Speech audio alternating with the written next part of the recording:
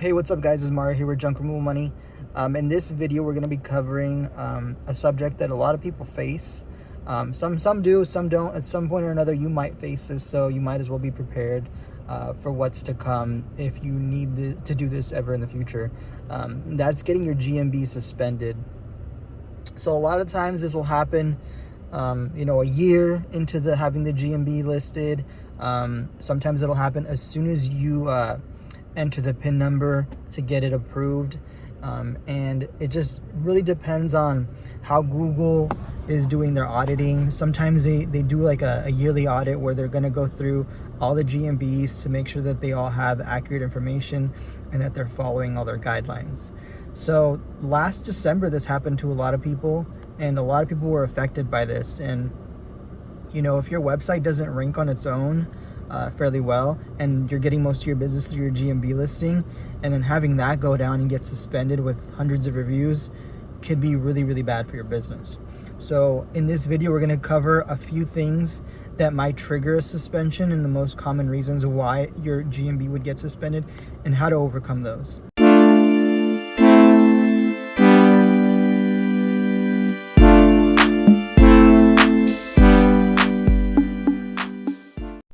The number one reason why a GMB would get suspended in our industry in the first place would be because Google gives you two options when you sign up. And when you're signing up, it's going to ask you, are you a local-based, service-based business? Meaning, are you delivering goods or services to somebody else and you don't provide a service at an office? So that really fits our category. We go out and we do service-based business, and so we're not operating out of an office, or we're not bringing people into an office for our business, right? So that means if you set up your Google My Business listing with a home address, you shouldn't be displaying that home address. When you do that, Google will automatically suspend your listing, and if they haven't suspended it yet, they might suspend it a year later. You don't know. It just is random. But if you are displaying your address now and it's not suspended, do not go through and change that setting, because what will happen is you're going to say, hey Google, come check this out. I just made a really big change and I need you to approve this. At that point, it's going to go under review and they could potentially suspend your listing. So don't do that. If it's in good standing, just know that at some point you might have to do this, and this might be the reason why it gets suspended.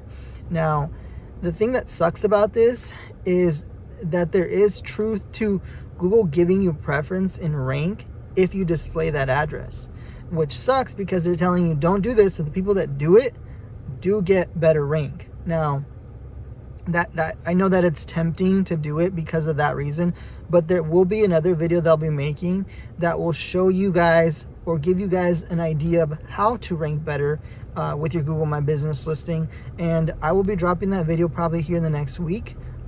If the video is live now, as you watching this recording, I'll leave a link for it somewhere here or down below, so go check that video out. But I suggest if you're setting up your Google My Business for the first time, do not display your address because it could become suspended or compromised at some point. Number two reason why a business listing would get suspended would be the name of the business. So if you titled your business something spammy on Google My Business, like junk removal and then the city name, right? And then that's legally not the business name, and you can't show proof that that's the business name, then they're going to shut it down. Because a lot of people, what they'll do is they'll use a really spammy name, and sometimes they'll make it really, really long to stuff all the keywords in there. And then you go to the website and it has a totally different logo. The branding's totally different, and it has nothing to do with what they titled the business. Google can see that. So you're going to need to change that business name to match your license for the business. Now, when you're going to submit your reinstatement to Google, they're not going to ask you for a business license. So I suggest you have your business license ready to go when you submit it. I'm going to show you guys how to do this on my computer screen here in the next couple of minutes, but you're going to want to have a business license in place. If you don't have one with that business name, there are other ways around it. If you want to know that information, you can call, text, or email me. All my contact information will be down below. So you want to change the name of the business so that it matches correctly what your business license says. Now, The third most common reason would be you are using the same phone number on more than one listing. If you're doing that, it's going to get suspended immediately. So the phone number they're using for your business needs to be unique. It cannot be a number that's being used on any other Google My Business listing. And there are ways to get other phone numbers. One of the options would be CallRail, getting forwarding numbers, and just get a new number there. So now we're going to go onto my computer screen, and I'm going to show you guys how to resubmit for a Google reinstatement. All right, guys, so here we are. I'm going to show you how to submit for a reinstatement. So if you have been suspended, you'd most likely gotten an email that looks like this. It'll say the name of the business, and it'll say your profile has been suspended. What you're going to want to do is, like I said, you're going to have those documents in order, either a bill with the address on it and also some sort of license that you got for your business. And like I said, if you don't have a license with that specific name on it, you can give me a call. We can see if I can help you out on that end. But yeah, once you have those documents, you're going to click this little button here that says review, and it's going to open up a new window, and it's going to say Google Business Profile Local Business Reinstatement Request. And it says, did you already submit a reinstatement request for a business profile? What we're going to do is click on no. And it says, are you the official representative of this company? You're going to click on yes. And does your business profile comply with Google Business Profile Guidelines? So this is where I'm saying you're going to either go through and fix those things. Like I said, it's either the name of the business needs to be fixed, the business address needs to be changed to where it's not being displayed, or you have messed up and put in a phone number that's already being used. So whatever the case is, what you need to do is you need to log on to your Google My Business profile on a computer and make those changes before you submit for a reinstatement. Because if you don't do that first, and then you submit this reinstatement, it's going to get denied. And then it's going to be really, really, really hard to get back in touch with somebody who's willing to take a look at this and lift that suspension. So once you've done that, what you're going to do is click on yes, and then it says, is your business permanently located at the address? You're going to click yes. Have you entered an accurate street address? So like we said, we can't use P.O. boxes. I think I've mentioned this before. Never use a P.O. box. The way that the addresses work is, at the very least, you want to use a home address. It'd be preferable if you used like a business location address with like a suite number or something like that.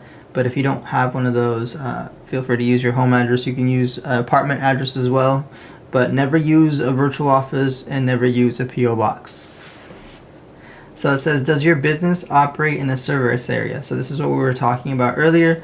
The address cannot be displayed if you offer services or goods in a service area. So what you're going to do is click on yes. And do you conduct face-to-face business at your location? We're going to click on no. It says, did you set your address settings correctly? This is just once again asking you if you've set this up correctly to where you're not conducting face-to-face business at your actual location. So we're going to say that we set it up correctly. Do you have multiple profiles for the same location? We're going to click on no. Some people do that on accident, so they're just going through and making sure that there's no duplicate information. In this next section, it's just going to ask you more personal information. You also want to make sure that this information is accurate. So you're just going to put in your name. You're going to put in the email address that you use to manage a specific profile. You're going to put in the exact name of the business, how it shows on the business license as well as on the Google My Business listing. And you're going to give them the address that you use to send out this postcard to verify this listing.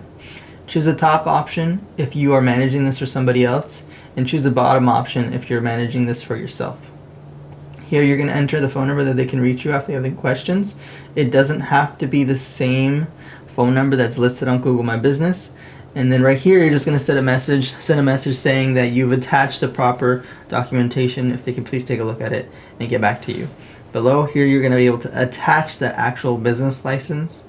I know that in the past when they've asked me for this business license, they want to make sure that it's not a Photoshop document. So when you Photoshop a document, in the properties of that document, it'll say that it's been Photoshopped. So if you're going to go that route, I'm not telling you to do this, but if you're gonna go that route, I suggest scanning. They always tell you to scan any documents because it leaves like an actual mark on the document that says it's been scanned by a printer or scanner. So make sure that you're scanning the document and then uploading it that way. Once you've done that completely, what you're gonna do is you're gonna click submit, and you're just gonna wait a couple days. It usually only takes a couple days for this to get resubmitted and reinstated. So I hope this information was helpful for you guys. I know that when this does happen, it feels like the end of the world, and for good reason. If you've been working on Google My Business for years and you have hundreds of reviews, it really sucks to have this happen to you. So I hope this helps somebody out. If you have any other questions about getting them reinstated or you need help, please reach out to me. You can call me at 503-914-7250. Email me at junkmoney@gmail.com or send me a text. If you need any other help with marketing services, getting more leads for your business. One more thing that I wanted to mention, my 101 course is still available on the YouTube channel. It is no longer available on the website. You don't have to go to the website to get access for it. I get emails all the time asking me for access to the 101 course. The 101 course is on the YouTube channel for free, so go check that out if you haven't already. Thanks for watching, guys, and I will see you in the next video.